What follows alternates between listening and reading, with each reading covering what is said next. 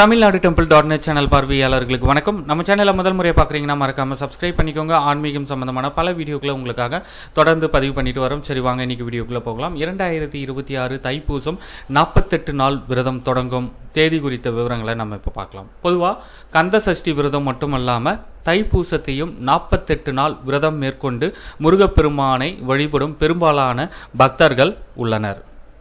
48 நாட்கள், 21 நாட்கள், 7 நாட்கள் அல்லது ஒரு தினம் என பல்வேறு விரதம் மேற்கொண்டு முருகப்பெருமானை வழிபாடு செய்வார்கள்.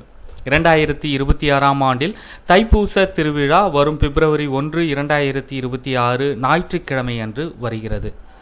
முருகப்பெருமானின் அருளால் நம் வாழ்வில் ஏற்பட்டுள்ள துன்பங்கள் அனைத்திலிருந்தும் நாம் விடுபட வேண்டும் என்று நினைப்பவர்கள் 48 நாள் விரதத்தை மேற்கொள்வார்கள். 21 நாள் தைப்பூச விரதம் இருப்பவர்கள் எந்த நாளில் இந்த விரதத்தை துவங்க வேண்டும் என்பதனை நாம் பார்க்கலாம். 48 நாட்கள் தைப்பூச விரதம் துவங்க வேண்டிய நாள் டிசம்பர் 15, 2025 திங்கட்கிழமை அன்று இந்த விரதத்தை மேற்கொள்ள வேண்டும்.